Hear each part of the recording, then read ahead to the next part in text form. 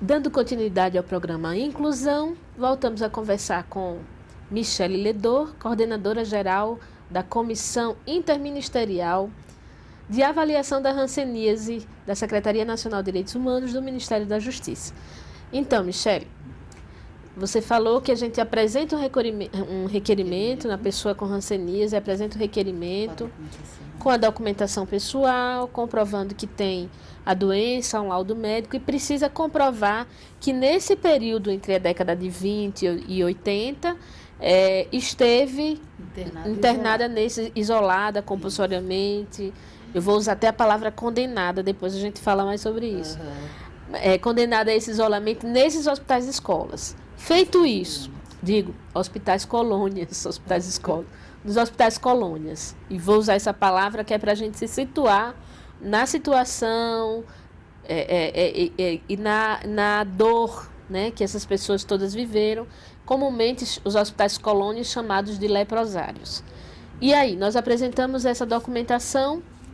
Então, a comissão recebe essa documentação, ela faz uma análise prévia, tá? Se a documentação estiver completa, ela segue para um relator para que ele faça o parecer e o voto dele, favorável ou desfavorável ao requerente.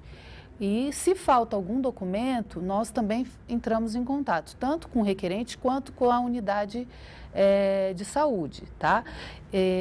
Mas assim, a pessoa para ela ter direito, ela não basta ela ter tido a doença nesse período, ela tem que ter sido segregada, ela tem que ter sido isolada, porque a indenização, ela é pela segregação. Porque a doença, quando ela é tratada, e você não precisa fazer o isolamento, porque assim, à medida que foi se descobrindo, foi se evoluindo na cura da doença, a legislação foi também ficando um pouco mais branda. Então, inicialmente, qualquer pessoa era condenada ou era isolada em hospitais colônia. Depois, com o passar do tempo, tinha avaliação, você fazia exame, se você tinha uma forma contagiante ou não. Então, ficava muito a cargo da autoridade sanitária da época. Bom, quantas pessoas já tiveram direito a essa indenização? Bom, até hoje nós já tivemos em torno de 12.200, 12.500 que requereram a pensão.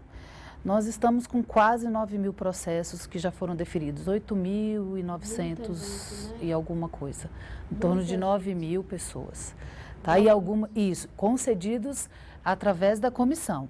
Nós ainda tivemos mais alguns casos, acredito que uns 200, 300 casos concedidos judicialmente, porque assim, nós como gestores públicos, às vezes ficamos presos à letra da lei. Claro. Então, falta às vezes documentação, nós tentamos a secretaria... Alguns deferimentos, e a justiça reconhece às vezes a justiça consegue reconhecer... A parte já comprovou devidamente, suficientemente, e concede via judicial. Alguns casos, sim, alguns casos eles são concedidos. E naqueles casos em que as pessoas foram isoladas, de certa forma, né, exatamente com esse perigo, com esse medo que todo mundo tinha do contágio. Eu me lembro que eu assisti um documentário produzido pela SDH, pela Secretaria de Direitos Humanos, muito bom esse documentário, chama Paredes Invisíveis. Se acessar pela internet a gente encontra.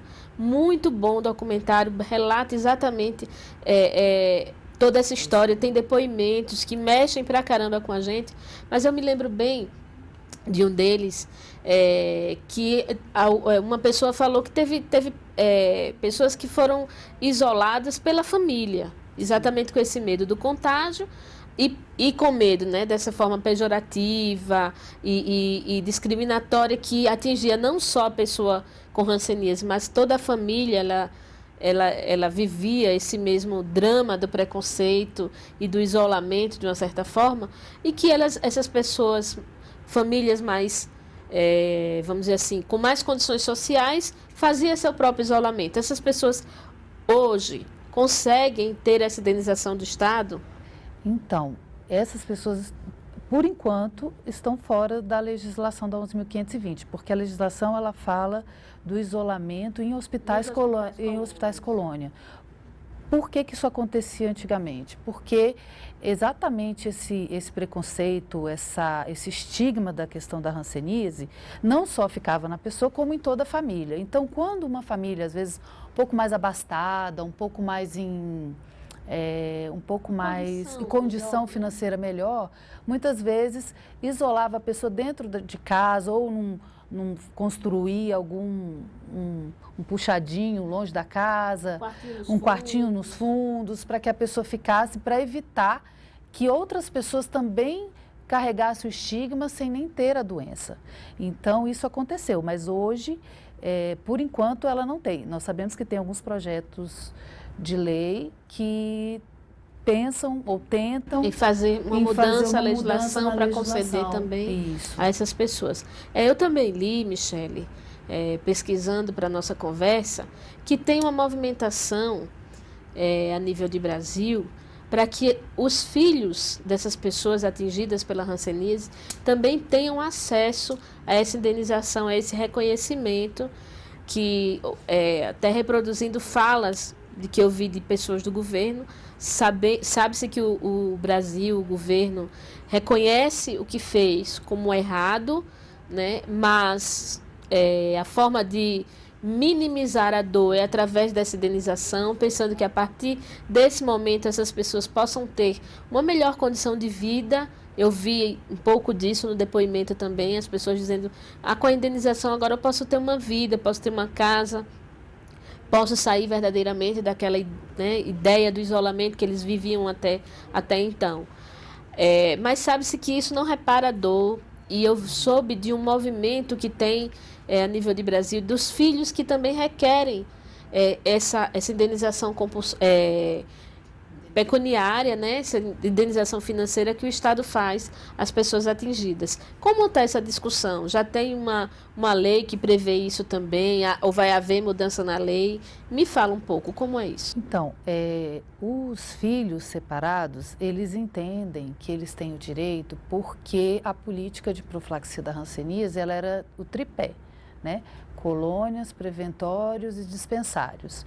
Os preventórios para os filhos, as colônias para os pais, e os dispensários tinham um teor assim, um pouco ambulatorial.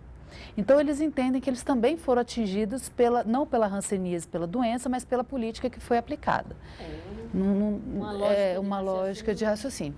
Mas existe, sim, também alguns projetos de lei tramitando que pedem para incluir os filhos na Lei 11.520, e outros até para se fazer um outro tipo de indenização.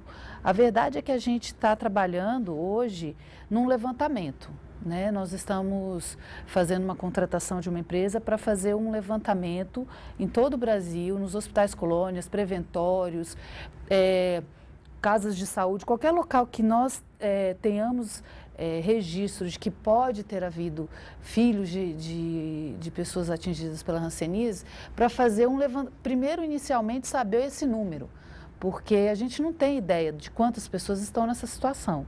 Para aí sim, possivelmente fazer um levantamento, uma discussão sobre um impacto financeiro, orçamentário, se é o caso de entrar na 11.520, se é o caso de pensar uma específica para eles, né? Então, assim, nós estamos ainda inicialmente fazendo esse tipo de levantamento.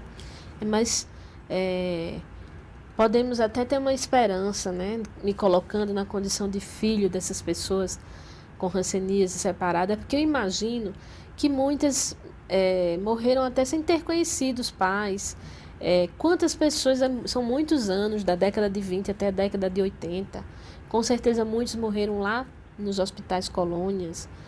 É uma situação que mexe com a emoção das pessoas, é uma história que realmente o país não vai apagar, não tem dinheiro que repare esse dano causado à vida dessas pessoas, mas também reconhecendo, né, que é um ato de justiça quando o Brasil, através dessa indenização, minimiza as dores dessas pessoas sobreviventes e suas famílias também, e pensando inclusive nesse estudo que possa vir beneficiar a esses filhos sobreviventes também dessas separações.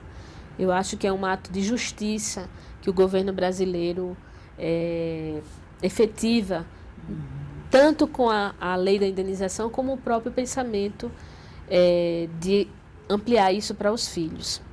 Mas, Michele, como é que está agora, qual é a realidade nossa do Brasil com relação ao controle da hanseníase? Eu sei que isso não é um papel dos direitos humanos, mas com certeza devido à tua atuação junto à comissão, né, de avaliação das pessoas que possam vir ser beneficiadas por essa indenização, você já deve ter ideia de como é hoje o tratamento para as pessoas com hanseníase. Então, Rosinha, o tratamento ele é feito em ambulatório, a pessoa é como se fosse um coquetel, são vários remédios, ela pode, geralmente, de 6 meses a 2 anos, tá? Quando você toma o remédio, acho que, se eu não me engano, no segundo dia você já não contamina mais, então é rápido, né, o efeito para não continuar contaminando.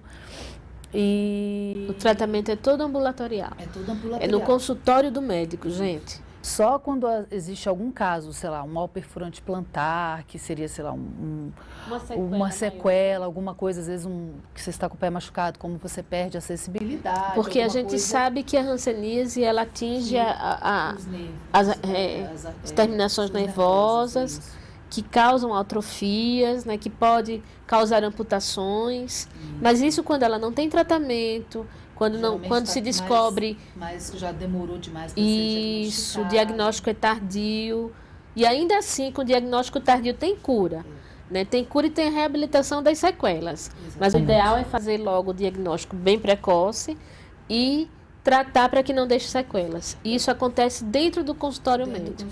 E é bom lembrar que algumas hanseníase, alguns tipos, nem sempre deixam aquela mancha branca, esbranquiçada. Então, assim, se perceber que está com alguma falta de sensibilidade em algum local, procure o seu médico, procure rápido, porque pode ser diabetes, pode ser hanseníase. E quanto antes você trata, menor é o efeito da doença. Porque uma das formas da doença se apresentar é essa falta de sensibilidade e essa mancha. Isso. Então, uma característica. Fique atento. Né? A falta de sensibilidade em qualquer região da pele já é um sinal. Mesmo que não tenha mancha, já é um sinal e é bom. É isso, gente. Acho que a gente trouxe mínimo de informações, é bom que a gente busque mais informações. Esse documentário Paredes Invisíveis, ele mexe com as emoções da gente, ele é muito verdadeiro, traz depoimentos de pessoas que viveram e ainda vivem, né, a dor dessa separação. É importante que a gente busque mais, mas o mais importante é que o Brasil reconheceu que não era a forma correta de tratar nem a doença, nem as pessoas atingidas pela hanseníase, graças a Deus, tudo já está sendo resolvido e essas dores também minimizadas. A gente agradece, Michele, pela sua participação, pela sua contribuição, pelas suas informações. Mais informações, manda um e-mail para a gente, inclusãotvcidadã@hotmail.com. E nós finalizamos mais um programa Inclusão, mas tenho certeza que nos reencontraremos na próxima semana com mais informações, tudo sobre inclusão. Te encontro lá.